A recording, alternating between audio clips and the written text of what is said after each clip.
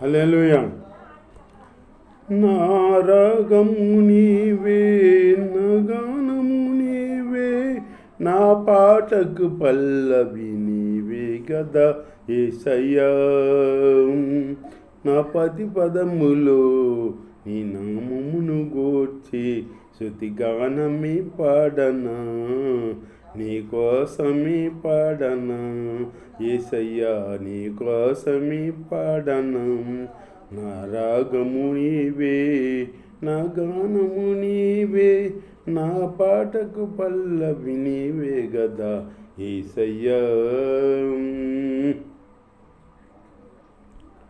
ఎందరు ఉన్నా ఒంటరి వాడనని నా జంటగా నీవు నిలిచావయ్యా. ఎందరు ఉన్నా ఒంటరి వాడనని నా జంటగా నీవు నిలిచావయ్యా. ఎవ్వరు విడదీయలేనంతగా నన్ను నీ ప్రాణముతో ప్రణవేసుకుంటివి. ఎవ్వరు విడదీయలేనంతగా నన్ను నీ ప్రాణముతో ప్రణవేసుకుంటివి. నీ శిలువ దర్శనము అది మరుపురానిది, నిత్యము ధ్యానించదా. నీ శిలువ దర్శనము అది మరుపురానిది, నిత్యము ధ్యానించదా. నా రాగము నా గానము నీవే, నా రాగము నీవే, నా గానము నీవే, నా పాటకు పల్లవి నీవే గదయ్యా యేసయ్యా. హల్లెలూయా. అప్పటికే సౌలు ఇట్లా చేస్తున్నాడు. దేవుడు రాజుగా చేస్తే 2 సంవత్సరాల మట్టి 2 సంవత్సరాల బట్టికి దేవుడికి ఇష్టడిగా జీవించాడనమాట. ఇష్టడిగా పరిపాలన చేశాడనమాట. చేసి ఇక దేవుడు ఆజ్ఞను తప్పేస్తున్నాడు అనమాట. దేవుడు ఒకటి చెబుతుంటే ఒకటి చేస్తున్నాడు అనమాట. ఒకసారి అర్పించాలి సమయాలు అర్పించాలి కదా. ఈ సౌలు అర్పించేశాడు. అది అంటే సమయాలు వస్తాం లేట్ అయింది. లేట్ అయ్యేప్పటికి ఈ సౌలు అర్పించేశాడు. అర్పించే వెనక్కి తిరగానే అప్పుడు సమయాలు వచ్చాడు. ఏంటి సభలు నువ్వు చేసిందంటే, జనులు నా మీద పడకుండా వంటకి వాళ్ళు వచ్చేస్తున్నారో టైం మీద పడిపోతున్నారు వచ్చి అని నేను సాహసించి బలి అర్పించాను నేను అని చెప్పాడు అనమాట. మొత్తం లేట్ అయింది, అందుకే నేను బలి అర్పించాను అని చెప్పాడు అనమాట. చెప్తే దేవుడు అది సమయాలు అర్పించవలసింది అర్పణ సౌలు అర్పించాడంటే అది దేవుడు ఆజ్ఞ మీనట్టుగా. అట్లాగే దేవుడు ఆజ్ఞ ఒక్కోటి మీరుకుంటూ వస్తున్నాడు సభలు. ఇప్పుడు దేవుడికి వెడమైపోయినాడు ఏం చెప్తాడు, ఒక్కోటి కోల్పోతా వస్తాడనమాట. ఒక ఆశీర్వాదం పోగొట్టుకుంటాడు. ఒకసారి పోగొట్టుకోడు, ఒకసారే పోదు. దేవుడి ఆశీర్వాదం ఒకసారి వెళ్ళిపోదు. దిన కమ్మేనా ఇట్లా తగ్గుతూ వస్తుంది అట దేవుడి ఆశీర్వాదం. దేవుడి చిత్తానుసారం ఉన్నాం అనుకో, క్రమంగా మెట్లు ఎట్టా ఎక్కుతాం మనం. ఒక మెట్టు అట్లా మెట్లు ఎక్కినట్టు మనల్ని పైకి ఎక్కిస్తాడు అన్నమాట. ఆశీర్వాదం ఇవ్వాలంటే అట్లా ఇస్తాడు. శాపం ఆశీర్వాదం కోల్పోతేనేమో ఇట్లా దినం కోల్పోతా వస్తామట. అట్లా ఆశీర్వాదం కోల్పోకుండా మనం సభలు లేక ఆశీర్వాదం పోగొట్టుకోకుండా ఆశీర్వాదం పొందుకునే బిడ్డలుగా మనం ఉండాలి. అలాంటి జీవితం దేవుడు మనకు అనుగ్రహించాలి. దేవుడి స్తోత్రం. హల్లెలూయా. అయ్యేప్పటికి ఈ దేవుడు అన్నాడా చూసి అన్నాడా, ఇట్లా కాదు, సౌలు పూర్తిగా నా ఆజ్ఞలు కోల్పోయాడు, ఇక అతను ఇశ్రాయేలు ప్రజలకి రాజుగా ఉంటే సరిపోవడం అని చెప్పి ఈ సమూయేలుని నువ్వు బెత్లెహేము వెళ్ళు, నీ తైలపు కొమ్ములో తైలం నింపుకుని బెత్లెహేముకి వెళ్ళు అని చెప్పి. నేను ఎట్లా వెళ్ళను ప్రభా, ఈ సౌలు అసాధ్యుడు, సూతి మీదకి వస్తాడేమో, నేను ఎట్లా వెళ్ళను ప్రభా అంటే, ఓ పని చెయ్యి, ఒక మేక పిల్లని తీసుకెళ్ళి అక్కడ బలిస్తున్నట్టుగా నువ్వు తీసుకెళ్ళి బెత్లెహేములో ఎస్సీ ఇంటికెళ్ళు, ఇంటికెళ్ళి ఎస్సీ కుమారుని రాజుగా చెయ్యి, నేను చూపిస్తాను నీకు అని చెప్పాడు మాట. చెబితేనా అప్పుడు తైలపులో కొమ్ములో తైలం నింపుకొని సమూయేలు బయలుదేరాడు బెత్లెహేము. బయలుదేరి ఎస్సీ ఇంటికి వెళ్ళినప్పటికి వాళ్ళేమో భయపడుతున్నారు. ఎందుకు? ఇప్పుడు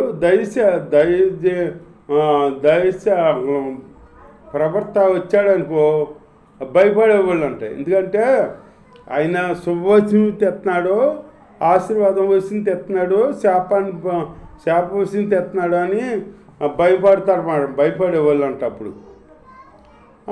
అప్పుడు సమూయేలు మీరు భయపడకండి అని అప్పుడు చెప్పాడనమాట. సమూయేలు ఎస్సీ ఇంటికి వచ్చి మీ కుమారుని రాజుగా చేయమన్నాడు దేవుడు అని చెప్పాడనమాట.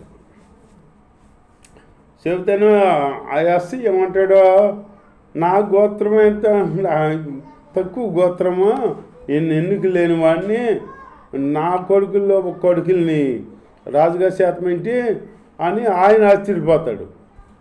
ఆయన ఆశ్చర్యపోతుంటే నువ్వు ఆశ్చర్యపోక్కర్లేదు, నిజమే దేవుడు చెప్పాడు, నువ్వు నీ కొడుకుని పిలువు అని అంటే, అప్పుడు ఒక్కొక్కని పెద్దవాడు కానించి ఒక్కొక్కడిని పిలుస్తాడు అనమాట.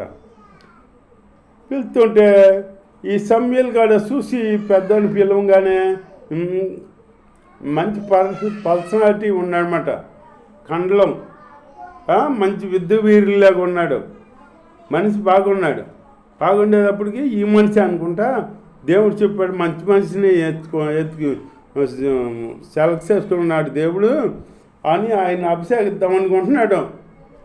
అప్పుడు ప్రార్థన చేసుకుంటే ఈయన కాదు ఇతను కాదు అన్నాడు. అట్లాగే ఏలీయాబు తర్వాత ఇంకొక అతను అట్లా 7 పిలిచాడనమాట. 7 పిలిచి ప్రార్థన చేసుకుంటే ఇతను కాదు అంటున్నాడు దేవుడు. ఇతను కాదు అంటాడు. నేను ఎందుకు వచ్చానంట, నేను వచ్చింది అర్థమైపోయింది కదా, నా మాట పోయింది కదా అక్కడ అనుకుంటున్నాడు ఈ సమూయేలు. దేవుడి చిత్తం వేరేముంది, ఈ సమూయేలేమో మాట పోయింది కదా అనుకుంటాడు వాట. దేవుని ముందు మాట ఎంత, నీ మాట పోయింది కదా అనుకుంటాడు. అప్పుడు అన్నాడు, 10 రూపాయలని చూసే వాడు కాదు దేవుడు, అంతరంగాన్ని పరిశీలించే దేవుడు. సమూయేలేమో 10 రూపాయలు చూసి భలే అతన్ని ఎంచుకున్నాడు దేవుడు, ఇతన్ని అభిషేకిద్దాము అని లెగుతున్నాడు అనమాట. దేవుడేమో ఇతను కాదా అని చెబుతున్నాడు. అట్లాగే ఇతను కాకపోతే ఇంకెవలా అని అంటే, అప్పుడు ఎస్సీ అని పిలిచి, బాబు నీకు ఇంతమంది కొడుకులు ఉన్నారా, లేకపోతే ఇంకెవరన్నా ఉన్నారా నీకు అని అంటే, ఉన్నాడులేండి ఒక కడసారిపోడు ఒకడు, ఎందుకు పనికిరాడని అతనికి 4 గొర్రెలు కొనిపెట్టి అరణ్యంలోకి తోలేసాం. అరణ్యంలోకి వెళ్ళిపోయాడు, మేపుకుంటాడు. ఆడు జోలి మనకి ఎందుకు వెళ్ళండి, రాయండి మీరు భోజనం చేయండి అంటే, నేను భోజనం చేస్తాకి రాలా, నేను భోజనం చేయను, నీకు కొడుకులు అందరూ ఉన్నారు చెప్పు, ఆ కుర్రోడిని తీసుగా రమ్మని రప్పించు అంటాడు ఈ సమూయేలు. ఆడు జోలి మనకెందుకు ఎందుకు పనికిరాని దద్దము, ఎందుకు పనికిరాని వాడు, అతని జోలి మనకెందుకు, నువ్వు భోజనం చేయదు కానీ రాయండి మీరు అంటాడు ఈ అసూయ. నేను భోజనం కాదు ఏం ముట్టుకోను, దేవుడు చెప్పిన పని నెరవేరేదాకా నేనేమి ముట్టుకోను అంటున్నాడు ఈ సమూయేలు. అప్పుడు తప్పనిసరిగా ఈ మనిషిని పంపించి అప్పుడు దావీదుని రప్పించాడనమాట. రప్పించేటప్పటికి రప్పించి ఈ సమూయేలు అట్ట చూస్తున్నాడు అనమాట. చూస్తుంటే అది ఎక్కడ ఉంటే చూసి మనిషిని చూసి ఈడ నేనెందుకు రమ్మన్నాను అలా చెప్పినట్టు ఎందుకు పనికిరాడు ఇతన అని అనుకుంటున్నాడు. 10 రూపాయలు చూసేవాడు సమూయేలు, అంతరంగం చూసేవాడు దేవుడు, అంతరంగం చూసేవాడు అన్నమాట. అప్పుడు ఏది యూది చివరికి వచ్చేటప్పటికి అప్పుడు దేవుడు మాట్లాడుతున్నాడు సమూయేలుతో.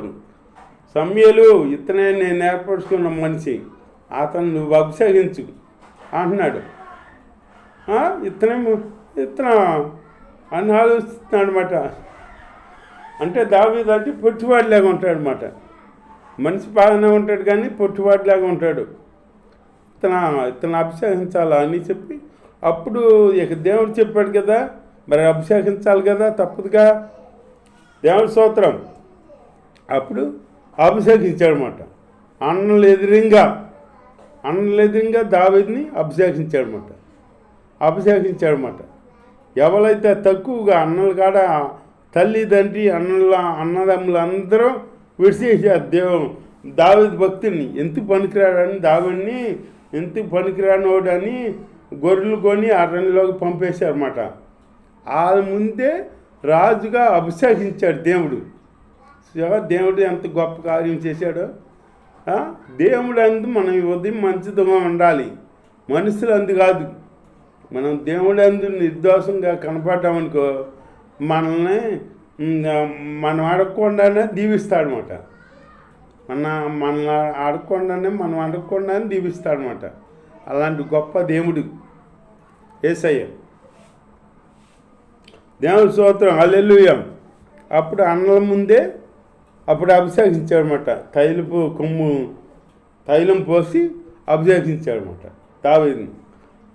ఆ నాట నుండి అభిషేకించిన నాట నుండి దావీదు మీదకే దేవుడి ఆత్మ దిగవచ్చిందని ఉంది బైబిల్లో. అభిషేకించిన నాట నుండి దావీదు మీదకే అభిషేకం దిగవచ్చింది, దేవుడి అభిషేకం అని బైబిల్లో ఉంది. దేవుడి స్తోత్రం. ఈ సౌలు ఉన్నాడు కదా, సౌలు దగ్గరికేమో దేవుడి దగ్గర నుంచే ఒక దురాత్మ వెళ్ళిందంటారు. దురాత్మ వెళ్ళాలన్నా ఏది వెళ్ళాలన్నా దేవుడి ఆజ్ఞ కావాలి. దేవుడు భర్త నుంచే దురాత్మ వెళ్ళిందంట సౌలు దగ్గరికి. దురాత్మ వెళ్ళి సౌలుని పట్టిందన్నమాట. సౌలుని పట్టిందన్నమాట. ఈ సౌలు ఏం చేస్తున్నాడు, ఇక యుద్ధాలు చేస్తాకే భయపడుతున్నాడు అనమాట.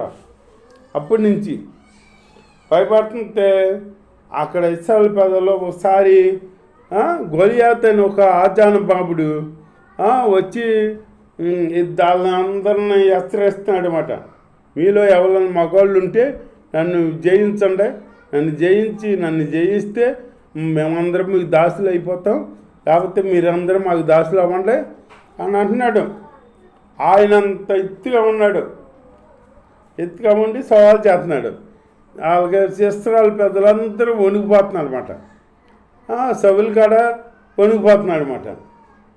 చూసి అతని పర్సనాలిటీ చూసి వణికిపోతున్నాడు అనమాట. వణికిపోతుంటే అక్కడికి ఒకసారి దావీదు వెళ్ళాడు అనమాట. అన్నలకు భోజనాలు పట్టుకుని వెళ్ళాడు అనమాట.